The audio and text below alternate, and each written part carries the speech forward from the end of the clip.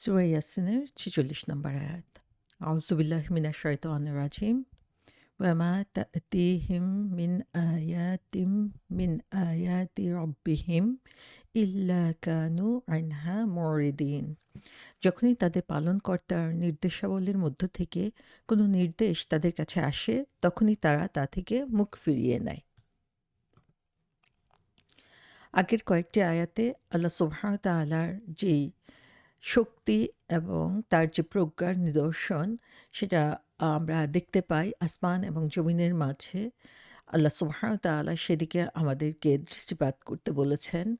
মানুষকে তিনি ইনভাইট করেছেন তারা যাতে তাদের সৃষ্টিকর্তাকে তাকে চিনতে পারে এবং তারা যাতে এই বিশ্বাসটা তাদের মধ্যে রাখে, এই সৃষ্টির দিকে তাকিয়েই যে এই সৃষ্টিকর্তা হচ্ছেন এক এবং অদ্বিতীয় এবং তিনি আমাদের ইবাদতের যোগ্য। অন্য কেউ এই ইবাদতে শরিক হতে পারে না। এবং এইখানে আমরা দেখি যে আল্লাহ সুবহানাহু ওয়া তাআলার যেই নিদর্শন, সেটা দেখানোর সাথে সাথে আল্লাহ সুবহানাহু ওয়া তাআলা আমাদেরকে জানিয়ে দিয়েছেন যারা এই সত্যটাকে রিজেক্ট করে তাদের জন্য কী ধরনের পানিশমেন্ট রয়েছে। আল্লাহর জীবন্ত উদাহরণ আমাদের সামনে তুলে ধরেছেন এবং এর আগে যেই জাতি ধ্বংস হয়ে গিয়েছে তাদের কথা উল্লেখ করে আমাদেরকে জানিয়ে দিয়েছেন যে এক আল্লাহকে ছাড়া অন্য কারো ইবাদত করার ফলাফল কী হতে পারে। এবং এখানে আমরা দেখি যে আল্লাহ সুবহানাহু ওয়া তাআলা এই আয়াতগুলোর মাধ্যমে তৎকালীন সময়ে মক্কার যারা অবিশ্বাসী ছিল তাদেরকে শিক্ষা দিচ্ছেন এবং এই শিক্ষাটা যুগে যুগে প্রত্যেক মানুষের জন্যই অ্যাপ্রোপ্রিয়েট। কিয়ামত পর্যন্ত যারাই হচ্ছে চারপাশে তাকিয়েও আল্লাহর নিদর্শনগুলো দেখেও আল্লাহকে স্মরণ করে না বা আল্লাহর একত্ববাদকে বিশ্বাস করে না। এখানে আমরা দেখি যে একদিকে বিশ্বাসীদের ভূমিকা আর একদিকে অবিশ্বাসীদের ভূমিকা। বিশ্বাসীরা তাদেরকে ডাকছে, মুমিনরা তাদেরকে ডাকছে আল্লাহ সুবহানাহু ওয়া তাআলার যে শাস্তি সেটাকে ভয় পাওয়ার জন্য, যেটা এই দুনিয়াতেও আসতে পারে অথবা দুনিয়ার পরে যে চিরন্তন জীবন রয়েছে আখিরাত, সেখানেও আসতে পারে। এবং তাদেরকে বলা হয়েছে যে তোমরা যদি এই শাস্তির প্রতি বিশ্বাস রাখো তাহলে এটাই তোমাদের জন্য উত্তম হবে। কিন্তু আমরা দেখি যে অবিশ্বাসীরা বারবারই হচ্ছে এগুলোকে অস্বীকার করেছে, কথা শুনতে অস্বীকার করেছে, মানতে অস্বীকার করেছে। এবং তাদের এর আগের আয়াতে আমরা দেখি যে তারা মুখ ঘুরিয়ে নিয়েছে যখন তাদের কাছে এই সত্যকে উপস্থাপন করা হয়ে থাকে। এবং যখনই তাদেরকে বলা হয় যে তোমরা আল্লাহর নিদর্শনগুলো দেখো এবং সেগুলো দেখে তোমরা এখান থেকে যেই গাইডলাইন পাচ্ছ, যে লেসন পাচ্ছ, সেগুলোকে তোমরা গ্রহণ করে নাও, তখনই দেখা যায় যে তারা মুখ ফিরিয়ে নিচ্ছে। সো আল্লাহ সুবহানাহু ওয়া তাআলা এখানে ৪৬ নম্বর আয়াতে বলছেন যে যখনই তাদের কাছে কোনো নির্দেশ এসেছে তখনই দেখা যায় যে তারা সেখান থেকে মুখ ফিরিয়ে নেয়। অর্থাৎ এক আল্লাহকে জানার পরেও তারা সেটাকে মানতে অস্বীকার করে এবং তার নির্দেশগুলোকে তারা গ্রহণ করে না। এখানে বলা হচ্ছে ওয়ামা তা'তিহিম মিন আয়াতিম মিন আয়াতি রব্বিহিম, যে যখন তাদের কাছে আল্লাহর যে নিদর্শনগুলো রয়েছে সে তাদের রব। এখানে রব শব্দটা বলা হয়েছে, যে রব হচ্ছে, আমরা জানি রব শব্দের অর্থ হচ্ছে যিনি আমাদেরকে দুনিয়াতে এনেছেন, যিনি আমাদের দুনিয়াতে যা কিছু প্রয়োজন, সমস্ত প্রয়োজন তিনি আমাদেরকে মিটিয়ে থাকেন। তিনি হচ্ছেন আমাদের মুরব্বি, তিনি আমাদেরকে গাইড করেন, আমাদেরকে তারবিয়া বা প্রশিক্ষণ দিয়ে থাকেন। সো আমাদের এই জীবনে চলার পথে যা কিছু দরকার সেটা আসছে রবের কাছ থেকে এবং সেই রবই আমাদেরকে কিছু আয়াত, কিছু নিদর্শন আমাদের সামনে রেখে দিয়েছেন প্রতিনিয়ত। এবং এগুলো হচ্ছে তাওহীদের নিদর্শন, একত্ববাদের নিদর্শন। এবং নবী রাসূলরা যেই সত্যকে আমাদের সামনে তুলে ধরেছেন সেই সত্যের নিদর্শন, সেই রবের কাছ থেকে যে নিদর্শনগুলো আসে তার মধ্যে থেকে কিছু যখন তাদের কাছে তুলে ধরা হয়, আমরা জানি এর আগের আয়াতগুলোতে আল্লাহ সুবহানাহু ওয়া তাআলা নিদর্শন তুলে ধরেছেন জমিন থেকে, কিছু নিদর্শন তুলে ধরেছেন আসমান থেকে, কিছু নিদর্শন তুলে ধরেছেন হচ্ছে আমাদের সামনে বিস্তৃত সমুদ্র থেকে। সো আল্লাহর এই নিদর্শনগুলো দেখার পরেও দেখা যায় যে যখন তাদেরকে কোনো নির্দেশ দেওয়া হয় তাদের হৃদয়ে সেটি স্থান পায় না। তারা কি করে যে সেই সাইনটা দেখে যে এই নিদর্শনগুলো একদিকে যেমন তার সৃষ্টির মধ্যে রয়েছে, আরেকদিকে এই কোরআনের আয়াতগুলোর মাধ্যমে আল্লাহ সুবহানাহু ওয়া তাআলা সেই সৃষ্টির নিদর্শনগুলোর প্রতি আমরা যাতে খেয়াল করি সেটাকে আম আ সেটার আহ্বান জানানো হয়েছে।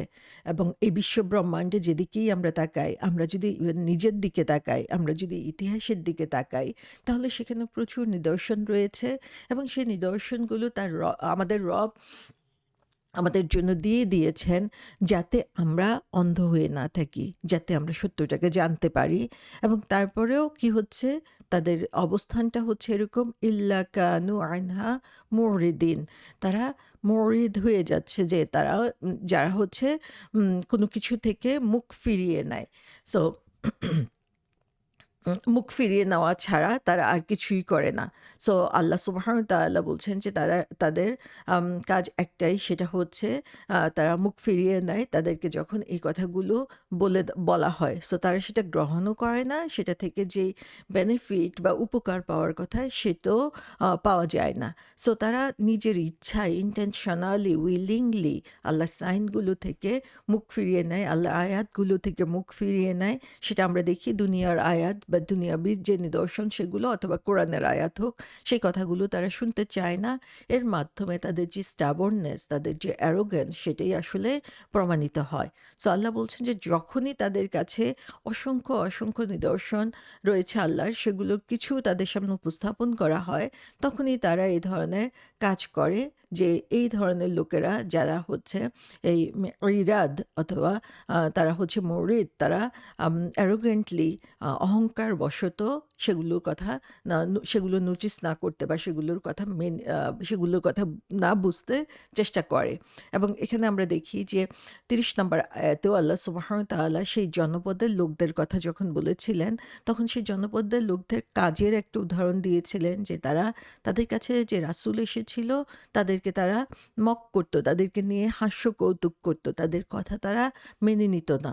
এবং আল্লাহ সুবহানাহু ওয়া তাআলা এটাই আমাদেরকে দেখাচ্ছেন যে এই আয়াতগুলো, এই নিদর্শনগুলো হচ্ছে সে রাসূলদের মতো। রাসূল যেমন আল্লাহ সুবহানাহু ওয়া তাআলার কাছ থেকে যে কথাগুলো এনে সেগুলো মানুষের সামনে উপস্থাপন করতেন, তেমনিভাবে এই আয়াতগুলো আল্লাহ সুবহানাহু ওয়া তাআলা মানুষের সামনে রেখে দিয়েছেন। একজন মুমিন বা একজন ঈমানদার, তার পরিচয় কি? সে যখন বিশ্বাস করে আল্লাহ সুবহানাহু ওয়া তাআলার একত্ববাদের উপরে, সে জানে যে সবকিছুর উপরে ক্ষমতাবান হচ্ছে আল্লাহ সুবহানাহু ওয়া তাআলা। তার পরিচয় প্রকাশ পায় তার চরিত্রের মাধ্যমে, তার কথার মাধ্যমে, তার কাজের মাধ্যমে, যে সবখানে আমরা দেখি তখন নৈতিকতার অবস্থান থাকে। সো যাদের মধ্যে ঈমান নাই, তখন দেখা যায় তারা সেই নৈতিকতার সীমাকে লঙ্ঘন করে। কারণ আল্লাহ সুবহানাহু ওয়া তাআলা যেভাবে তাদেরকে চলতে বলেছে, তারা সেটার বিপরীত কাজ করতে থাকে। এবং যে কারণেই হচ্ছে দেখা যায়, যত ভালো মানুষই হোক না কেন, নবী রাসূলরা যখন তাদের কাছে এসেছে, তাদেরকে নিয়ে তারা মিথ্যা অপবাদ দিয়েছে, হাস্য কৌতুক করেছে, এবং তার মাধ্যমে তাদের চরিত্রের যে দুর্বলতা, সেটাই আসলে প্রতিফলিত হয়। সো এখানে আমরা যদি এই নিদর্শনগুলো যারা গ্রহণ করেছে তাদের সাথে যারা গ্রহণ করে নাই, তাদের পার্থক্যটা দেখতে চাই, তাহলে দেখব যে যারা নিদর্শনকে গ্রহণ করেছে তারাই ঈমানদার, এবং সেই ঈমানের কারণে তাদের ভিতরে যে আলোর প্রভাব দেখা যায়, ঈমানের আলো তাদের অন্তরে প্রবেশ করে, কোরআনের আলো সেটাকে আরও বেশি আলোকিত করে তোলে, এবং যেটা তাদের স্পিরিচুয়াল এবং মোরাল যে ক্যারেক্টার, সেটার মধ্যে আমরা প্রতিফলিত হতে দেখি। এবং সে কারণেই আমরা দেখি কোরআনে বারবার আল্লাহ সুবহানাহু ওয়া তাআলা ঈমানদারদের বৈশিষ্ট্য বলতে, যে তাদের চরিত্র কেমন হবে, যে তারা হচ্ছে মানুষের সাথে ভালো ব্যবহার করবে, তাদের আচার ব্যবহার ভালো হবে, তাদের নীতি নৈতিকতার সীমা তারা মেনটেন করে চলবে, সেই জিনিসগুলো আল্লাহ সুবহানাহু ওয়া তাআলা বর্ণনা করেছেন। আমরা দেখি যে যারা হচ্ছে ঈমানদার, যারা আল্লাহকে ভয় করে, তাদের মধ্যে আল্লাহর ভয়টা এত সূক্ষ্মভাবে উপস্থিত থাকে যে তারা প্রতিটা ক্ষেত্রেই আল্লাহর উপস্থিতিটাকে জানান দেয়, বা আল্লাহর উপস্থিতিটাকে মেনে নিয়ে আল্লাহ যে আছেন এবং আল্লাহর নির্দেশ আমাদেরকে মানতে হবে, সেই কথাটা স্বীকার করে নিয়ে তারা প্রতিনিয়ত কাজ করতে থাকে। একটা ঘটনা বর্ণিত আছে এরকম যে বনি ইসরায়েলের একজন লোক তার হচ্ছে একসময় কিছু টাকা ধার করার প্রয়োজন হয়ে পড়ে। তখন সেই লোক আরেকজনের কাছে যায় এবং তার কাছে কিছু ধার চায়। তখন যার কাছে ধার চাওয়া হয় সে বলে যে, "তোমার জন্য তোমার দায়িত্ব কে নিবে? যে তুমি যদি টাকা ঠিকমতো পরিশোধ করতে না পারো?" তখন সে বলল যে, "আমার জন্য ওয়াকিল হিসাবে, গার্জিয়ান হিসাবে আল্লাহই যথেষ্ট।" তখন যে ধার দিবে সে এটা নিয়ে কোনো তর্ক করল না। সো সে বলল যে, "আমাদের জন্য একজন সাক্ষী নিয়ে আসি তাহলে।" তখন সেই লোক বলল যে, "আমার জন্য আল্লাহই হচ্ছে সাক্ষী হিসেবে যথেষ্ট।" সেই লোক সেটাও মেনে নিল এবং তারপরে হচ্ছে আ না না তাদের যেই ধার দানকারী এবং ধার গ্রহণকারী দুজনের বাড়ির মাঝখান দিয়ে হচ্ছে তারা সেপারেটেড ছিল একটা নদী দিয়ে। সো সেই যে লোক টাকা ধার করলো তখন সে বলল যে, "আমি একটা সার্টেন ডে এবং টাইমে এই জায়গাতে ফিরে আসবো তোমার কাছে এই টাকাটা ধার ফেরত দেওয়ার জন্য।" তারপরে সময় গড়িয়ে গেল। সেই লোক আম যখন নদীর কাছে আসলো তখন দেখা গেল যে নদীতে হচ্ছে অনেক বেশি পানি। সো আম আ যেই ফেরিগুলা তখন কাজ করত সে নদীতে পারাপারের জন্য, সে ফেরিগুলা ছিল না। এত বেশি পানি সেখানে ছিল। তখন যেই লোক ধার দিয়েছিল সেই লোক আম আ যে ধার নিয়েছিল সে সেখানে টাকা নিয়ে বসে থাকলো। কিন্তু সে হচ্ছে তখন আ চিন্তিত হয়ে পড়ল যে সে কথা দিয়েছিল কিন্তু সে কথাটা সে রাখতে পারছে না। কারণ এত পানি এবং ফেরি আসার কোনো ব্যবস্থা নাই। তাহলে সে কিভাবে হচ্ছে সেই লোককে টাকাটা দিবে? এবং সে অপেক্ষা করতে লাগলো, আরো বেশি হতাশায় ভুগতে লাগলো। তখন সে দেখলো যে তার সময় পার হয়ে যাচ্ছে। তখন সে একটা কাঠের খণ্ড নিয়ে আসলো। সে কাঠের খণ্ডের মধ্যে সে একটা ছিদ্র করলো এবং সেখানে তার টাকাগুলোকে সংরক্ষণ করলো এবং তার সাথে একটা নোট লিখে দিল যার কাছ থেকে টাকা ধার করেছিল যে, "এই সেই মানি যেটা আমি তোমার থেকে ধার নিয়েছিলাম এবং আম যদি এটা তোমার কাছে পৌঁছায় তাহলে তোমার সাথে আমার যে চুক্তি হয়েছে সেটা এখানেই কমপ্লিট হয়ে গেল।" তারপরে সে হচ্ছে সেই কাঠের খণ্ডটাকে নদীতে ছুঁড়ে মারলো এবং আল্লাহর কাছে দোয়া করতে লাগলো যেন এই কাঠের খণ্ডটা সেই লোকের কাছে যেয়ে পৌঁছায়। সো সেই লোক হচ্ছে তখন আসলে সে কি করবে সেটা বুঝতে না পেরে তার ট্রান্সপোর্টেশন ছিল না, তার সেই লোকের কাছে পৌঁছানোর কোনো ব্যবস্থা ছিল না। সেই সময় হচ্ছে সে আর কোনো উপায় না পেয়ে এই কাজ করলো। আ অন্যদিকে দেখা যায় যে নদীর অন্য পাশে যে টাকা ধার দিয়েছিল সেটিকে অপেক্ষা করছিল এবং সে দেখছিল যে নদীর কি অবস্থা, কোনো ফেরি আসছে না এবং সে বুঝতে পারছিল যে সেই লোকে আসার কোনো সুযোগ নাই। তখন সে আ অপেক্ষা করে বাড়ি ফিরে আসার জন্য চিন্তা করতে লাগলো।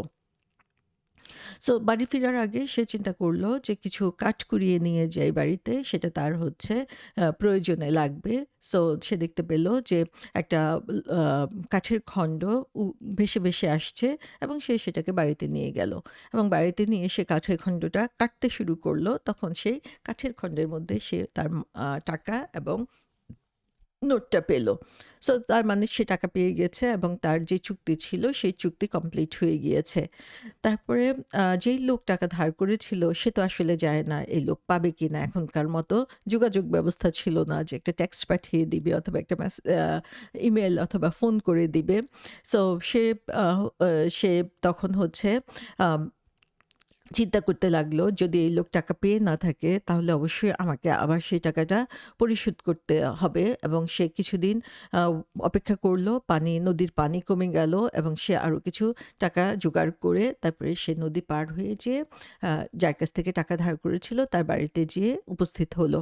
তখন সে বলল যে, "আমি আমার টাকা ফেরত দিতে এসেছি, যেটা আমি নির্দিষ্ট সময়ে করতে পারি নাই।" তখন যে লোক টাকা ধার দিয়েছিল সে চিন্তা করলো যে